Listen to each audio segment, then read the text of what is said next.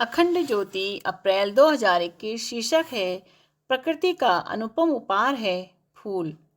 भांति भांति के फूल मनुष्य को प्रकृति की ओर से दिए गए वे खूबसूरत उपहार हैं जिन्हें वह थोड़े से श्रम के द्वारा प्राप्त कर सकता है। फूल कोमल और पवित्र होने के साथ ही सुंदर और सुगंधित भी होते हैं। इसी कारण ये सबको अपनी ओर आकर्षित भी करते हैं। फूलों की पावनता व सुगंध के कारण ही उन्हें भगवान के चरणों में चढ़ाया जाता है तथा पुष्पांजलि के रूप में उन्हें अर्पित किया जाता है। यदि भगवान के चरणों में चढ़ाने के लिए व्यक्ति के पास पैसे न हो तब भी फूलों के अर्पण से इसकी क्षतिपूर्ति मान ली जाती है। भगवान के चरणों में पुष्पांजलि अर्पण करने के माध्यम से व्यक्ति अपनी भावनाओं को भगवान के चरणों में अर्पित करता है। फूलों का दर्शन, स्पर्श व सुगंध ये तीनों ही व्यक्ति के मन को ताजगी, प्रसन्नता व शांति से भर देते हैं।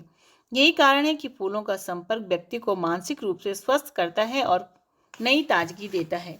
यदि फूलों के बगीचे देखने जाएं, वहां कई तरह के फूलों से सजी हुई क्यारियां देखी जाएं, तो मन सहज रूप से इनकी ओर आकर्षित हो जाता है। उन्हें तोड़कर अपने पास रखने का मन करता है और इनकी खुशबू को बार बार ग्रहण करने का मन करता है। फूलों की इसी भीनी खुशबू से आकर्षित होकर भौरा बगीचों में मंडराता फिरता है। रंग बिरंगी तितलियां इन फूलों के संसार में विचरण करती हैं और प्रकृति की सुंदरता में चार चांद लगाती है। फूलों का महत्व केवल भगवान की पूजा अर्चना तक सीमित नहीं है, बल्कि इनका औषधीय महत्व भी है। इनकी खुशबू से आजकल सुगंध चिकित्सा एरोमा थेरेपी भी की जाती है। देखा जाए तो फूलों में ताजगी एक दिन के लिए ही होती है।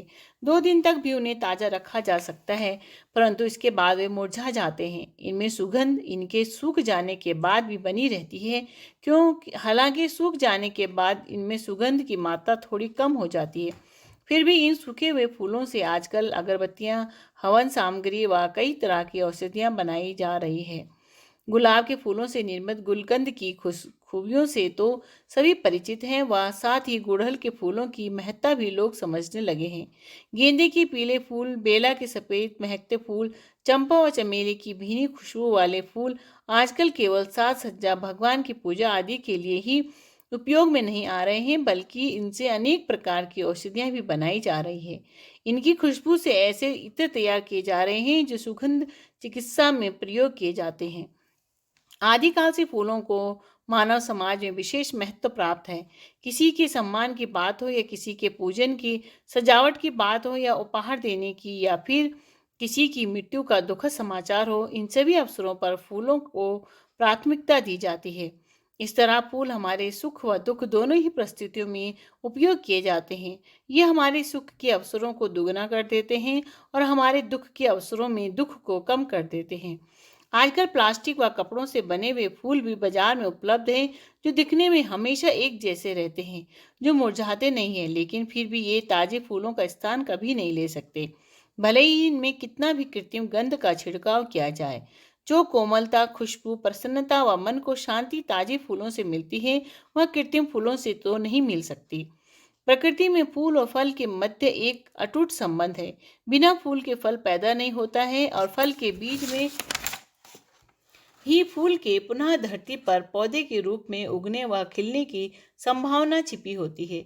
हालांकि प्रकृति में फल के पौधों से विभिन्न फूलों के पौधों की कई तरह की प्रजातियां जन्म लेती हैं, जो अपना बीज स्वयं निर्मित करती हैं और इन फूलों के कारण ही इनकी पहचान होती है। लेकिन हमारे समाज में फलने फूलने को मुहारे के साथ जोड़ा गया है, जिसका अर्थ है जीवन में चहुमुखी उन्नति करना। इसी कारण अक्सर घर के बड़े लोग आशीर्वाद देते समय कह देते हैं, खूब फलो फूलो। हमारे वैदिक ग्रंथ ऋग्वेद में फलों व एवं फूलों के संवर्धन का अनेक स्थानों पर वर्णन है। पहले जंगलों में ऋषियों के आश्रम फूलों व फलों से आच्छादित निकुंज कहलाते थे। आश्रमवासी परमात्मा की अनुपम कृति के रूप में पेड़ पौधों से बड़ी आत्मीयता रखते थे। फूलों व फलों से भी उनका बड़ा स्नेह रहा करता था। परमात्मा को समर्पित करने वाली वस्तुओं में उन्हें ही सर्वोत्तम समझा जाता था। हमारी प्राचीन सभ्यताओं, मोहनजोदड़ो और हड़प्पा की सांस्कृतिक विशेषताओं में भी फूलों व फलों का विशेष स्थान प्राप्त था। मथुरा, कुषाण व बरहुत की मूर्तिकलाओं में अनेक प्रकार के पुष्पों, वृक्षों व लताओं का दिग्दर्शन है, जो यह बताता है कि उस समय इनकी कितनी महत्ता थी। इसीलिए पहले बौद्ध मठ उद्यानों में ही स्थापित किए जाते थे। प्राचीन काल में माली होते थे, जिनका मुख्य कार्य पेड़ पौधों, फूलों व फलों की देखभाल करना होता था। आज भी माली का संबोधन पेड़ पौधों व फलों की देखभाल करने वाले को दिया जाता है। राजपूत काल व मुगलों के शासनकाल में भी बागवानी का बड़ा महत्व रहा है। पहले बड़े बड़े राजसी उद्यान होते थे, जिनकी देखभाल के लिए विशेष माली नियुक्त किए जाते थे। तरह तरह के फलों व फूलों का इन उद्यानों में रोपण किया जाता था। राज परिवारों की प्रसन्नता के लिए उन्हें विशेष प्रकार से सजाया जाता था, जिसे देखते ही मन सहज रूप से इनकी ओर आकर्षित होता था।